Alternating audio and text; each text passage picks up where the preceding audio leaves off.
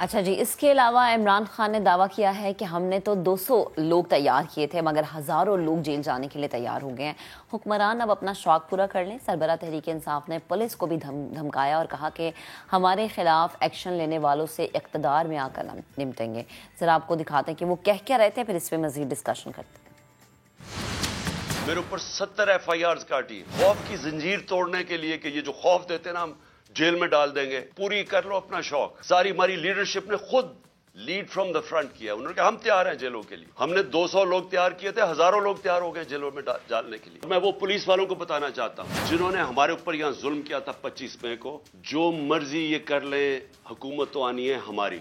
मैं इंशाअल्लाह अपने अल्लाह के सामने ये कहता हूं कि इस बारी पहले तो आपने कानून तोड़ के बच गए, इस बारी आप नहीं बचेंगे। ये मेरा आपसे वादा है। अपनी सारी कौम को कहता हूं कि आप तैयारी करें। अगर इन्होंने 90 दिन से आगे इलेक्शन किए, उसके बाद सारी कौम को निकलना पड़ेगा। कानून खत्म हो जाएगा 90 दिन के बाद। इसका मतलब आइन खत्म हो गया। अच्छा जी, अब इसी तमाम तर मामले पर बात करने के लिए सीनियर एनालिस्ट इसार राना साहब मुझे ज्वाइन कर चुके हैं। उन्हें शामिल गुफ्तगू करेंगे। इसार साहब, बेहद शुक्रिया वक्त देने के लिए। गुड मॉर्निंग सर, कैसे हैं आप?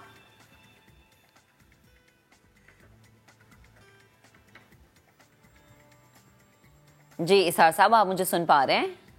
जी मैं सुन पा रहा हूँ। अच्छा सर, अगर मेरी आवाज़ आप तक पहुंचे, पहले तो ज़रा अपनी खैरियत के हवाले से बताएगा, और सेकंड मेरा ज़रा क्वेश्चन लीजिएगा कि तहरीक इंसाफ जो सोच रही थी या जो समझ के उन्होंने जेल भरो तहरीक का आगाज़ किया है, कल कुछ सीनियर लोगों के, तहरीक इंसाफ के कुछ सीनियर क़यादत के बयानात में देख रही थी, वीडियोज़ देख रही थी गिरफ्तारी की, उन्हें लग रहा था कि शायद कोई बड़ा अच्छा माहौल होने जा रहा है उनके लिए अगर उन्होंने तहरीक का आगाज़ कर दिया, लेकिन चीज़ें उल्टी नज़र आ रही थी। आपको भी ऐसे लगा है?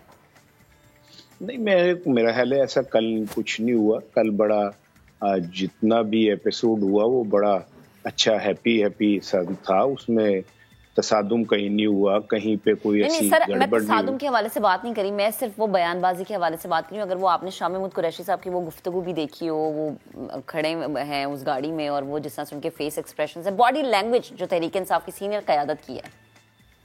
देखिए, बात ये है, चाहे वो आप रज़ाकाराना गिरफ्तारी दें या आपको जबरदस्ती गिरफ्तार किया जाए, बहरहाल जेल जाना किसी भी शख्स के लिए कोई इतना अच्छा एक्सपीरियंस नहीं होता। और दूसरी चीज ये है कि डेफिनेटली वो इस तरह का बॉडी मैसेज देंगे अवाम को कि वो बहुत ज्यादा उसमें है, परेशानी में है और उसमें है, तो वो उनका जो मकसद है वो पूरा होगा। ठीक है। अगर वो हंसते हंसते जाएं, बैठे और वो चले जाएं, हैप्पी एंडिंग हो जाए यश चोपड़ा की फिल्म की तरह, तो फिर तो मजेदारी ना हुई ना। मजेदारी तो ये है कि अब करेक्टर के चेहरे पे तासुरात नजर आए कि हाँ वो कुछ कोई एक्शन हो रहा है, और वो उसमें वो किसी हद तक कामयाब भी रहे। शाह महमूद कुरैशी साहब ने कल का जो शो था वो स्टील किया, क्योंकि लीड तो वही कर रहे थे। बिल्कुल। हालांकि असद उमर थे, बाकी लोग भी थे, तो शाह महमूद साहब ने एक एहतमाम से वो तस्वीरें भी बनवाई जिसमें वो जाली के पीछे से उनका चेहरा पुरनूर नजर आता रहे। तो जो उनके प्लान और टारगेट थे वो तो कल उन्होंने पूरी तरह अचीव किए हैं, इसमें कोई शक नहीं है। अच्छा इसार साहब, मुझे एक और चीज़ बताएगा कि तहरीक इंसाफ जो जेल भरो तहरीक का आगाज़ इन्होंने कर दिया है, आने वाले वक्त में आपकी अपनी एक्सपर्टीज़ क्या कहती हैं कि पाकिस्तान तहरीक इंसाफ का जो सियासी करियर है वो कहाँ पे खड़ा है? क्योंकि एक देखा हमने जी के चौधरी परवेज़ इलाही भी शामिल हो जाते हैं, फिर वो तहरीक का आगाज़ भी कर देते हैं। तो जो ये स्टेप्स लिए जा रहे हैं तहरीक इंसाफ की जानिब से, आपको लगता है कि जो हम एक टाइम पे बात कर रहे थे कि तहरीक इंसाफ शायद एक बंद गली में चली गई है, अब उनके लिए रास्ते खुलना शुरू हो गए हैं या आवाम की सिंपैथी गेन करना शुरू हो गए हैं? वो नहीं, सिंपैथी गेन तो वो पहले से, बहुत पहले से ले ली हुई है। 10 अप्रैल के बाद से सिंपैथी उनको मिल गई और उन्हें चाहिए कि रोजाना शहबाज शरीफ की तस्वीर के ऊपर फूल चढ़ाएं, जिनकी वजह से उन्हें दोबारा से मकबूलियत मिली। अदरवाइज उससे पहले तो उनकी टिकट कोई अब लेने को तैयार नहीं था। मैं चूंकि सियासत का एक तालिब इल्म, मुझे पता है कि ये अपनी नामकबूलियत की आखिरी सीढ़ियों पे खड़े थे, लेकिन शहबाज शरीफ साहब ने उनको उठा के मकबूलियत के न को मालिया पे बिठा दिया, और अब वो बंद गली में तो कभी भी नहीं थे। इमरान खान अपने कार्ड बहुत अच्छी तरह खेलते हैं, उन्हें पता है कि मैंने कार्ड कहाँ खेलने हैं, कब क्या खेलना है। और फिर मजे की बात ये कि वो पत्ते अपने सीने से लगा के रखते हैं कि वो साथ वाले को भी नजर ना आए कि वो उनके पास कार्ड क्या है। सही है, सही है। तो वो मेरा ख्याल है कि बंद गली में नहीं थे कभी भी, हाँ, ये है कि इमरान खान ने लोगों को अपनी तरफ से कि तवज्जो हटने नहीं दी, कुछ ना कुछ वो करते रहते हैं। हाँ, बिल्कुल। अगेन वही बात है ना कि एक अच्छे पब्लिक स्पीकर तो वो हैं, नो डाउट कि वो जितना भी क्राउड है उसको अपनी तरफ उनकी अटेंशन गेन कर लेते हैं। अच्छा, साथ साथ मुझे ज़रा ये बताएं कि हम देख रहे हैं कि जी काफ लीग का फ्यूचर क्या लग रहा है आपको? चौधरी परवेज़ इलाही तो अलग हो गए, चौधरी शुजात हुसैन साहब रह गए हैं, जिनका ज़्यादातर झुकाव जो है वो नून लीग या पीपल्स पार्टी की तरफ हम देख रहे हैं। तो आने वाले इलेक्शंस में हम देखेंगे कि काफ लीग जो है वो पीडीएम की तरफ जिस तरह से चौधरी शुजात हुसैन हो सकता है परवेज़ इलाही की तरह जो है वो भी किसी एक पार्टी को ज्वाइन कर ले, या काफ लीग अपनी ही एक इनफरादी हैसियत के तौर पे हमें इलेक्शंस में नजर आएगी? देखें, शुजात तो कोई और पार्टी ज्वाइन नहीं करेंगे, वो काफ के ऊपर ही स्टैंड करेंगे। ठीक है। लेकिन परवेज इलाही का काफ लीग से कैरियर खत्म हो गया और अब उनकी पॉलिटिकल एक नई इनिंग शुरू हो रही है, जिसमें परवेज इलाही की इनिंग शायद इतनी इम्पोर्टेंट ना हो जितनी उनके साहबजादे की है, मोनिस की। जी जी बिल्कुल। और मोनिस की मैं बहुत पहले से कह रहा था अपने तज्जियों में कि मोनिस का फ्यूचर जो है वो पीटीआई से जुड़ा है, काफ लीग से नहीं जुड़ा हुआ। ठीक है। वो एक ऐसी कश्ती में नहीं बैठेंगे जिसमें बहुत सारे सुराख हो और उन्हें पता हो कि ये बीच में जाके कश्ती जो है पुश करके पानी में डूब जाएगी।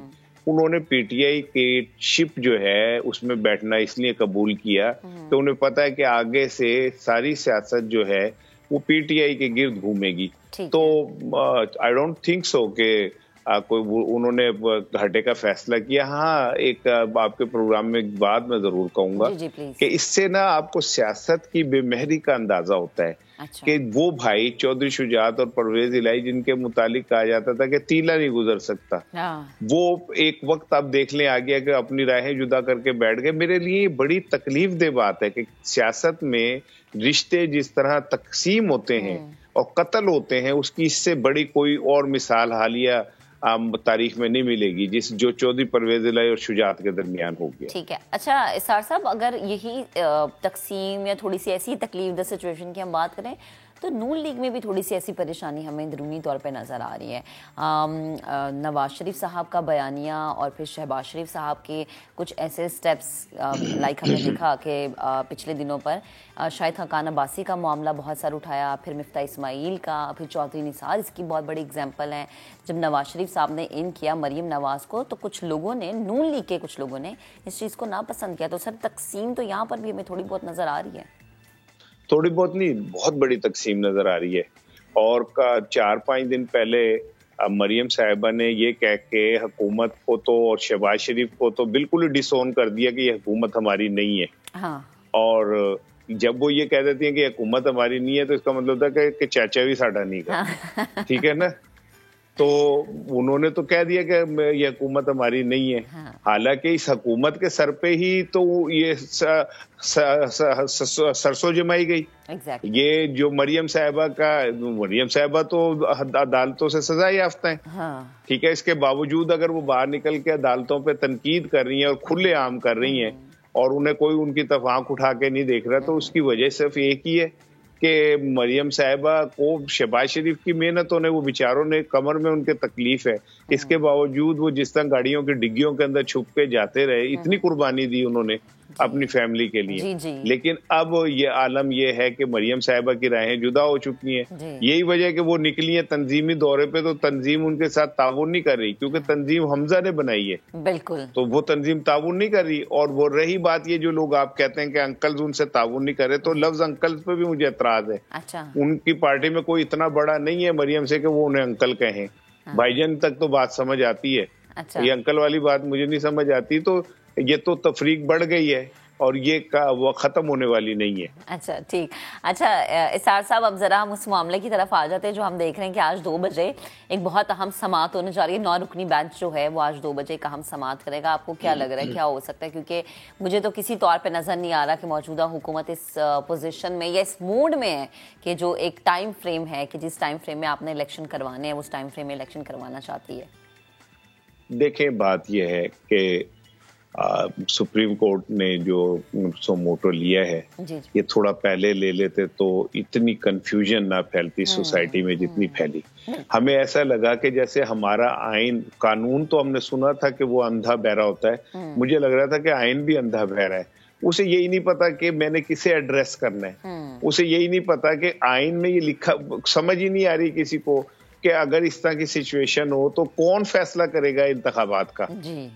दूसरी चीज ये कि यहाँ पे ये तो तय था कि दो फ्रीक हैं, एक इलेक्शन करवाना चाहता है, एक नहीं करवाना चाहता।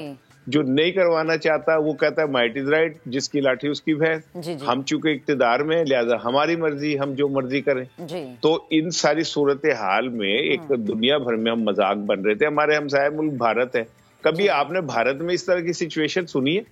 कभी आपने वहां सुना है कि इंतखाबात के हवाले से रियासतें जो हैं वो कहती हैं कि हमने नहीं कराने?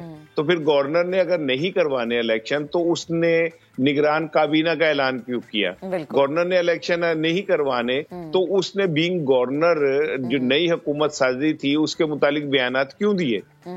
तो ये तो इन्होंने खुद एक मजाक बना दिया, खुद इन्होंने खिलवाड़ किया इनके साथ। और मैं ये बात संजीदगी से कह रहा हूँ कि अगर कोई मौजिब माशरा होता तो जिन लोगों ने आइन का ये परखचे उड़ाए हैं उनके ऊपर आर्टिकल 6 वाकई लग जाता, लेकिन कुछ भी नहीं होगा। यहाँ पे पाकिस्तान है, यहाँ पे ऐसे ही चलता है सारा। लेकिन आज की जो समात है वो बड़ी इंपॉर्टेंट है, बिल्कुल। और के अदलिया ने बड़ा, जिसे कहना चाहिए ना कि वो सवाल तीनों के इस सिचुएशन में कौन होगा जिसने फैसला करना है कि इंतखाबात हो, सूबों का जो है मैकेनिज्म क्या होगा।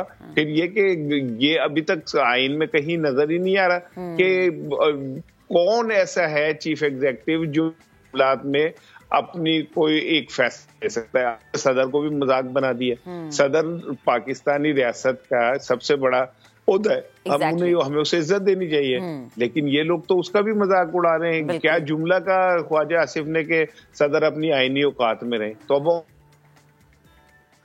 जी ठीक है। इसार राना साहब हमारे साथ गुफ्तगू कर रहे थे, और जब हम ये सोचते हैं ना कि यहाँ पर सब कुछ चलता है, तो जिस जगह पे सब कुछ चलता है फिर वो मुआशरा कभी भी बेहतर तरीके से नहीं चल पाता। जो आइन है, जो कानून है, जो रूल्स बनाए गए हैं उनको फॉलो करना बड़ा ज़रूरी होता है, क्योंकि वो बनाए इसीलिए जाते हैं ताकि कोई तजावुज़ ना कर सके। लेकिन जब हदूद तजावुज़ करना शुरू हो जाए तो फिर बिगाड़ मुआशरे में पैदा होना बड़ा लाजिम हो जाता है।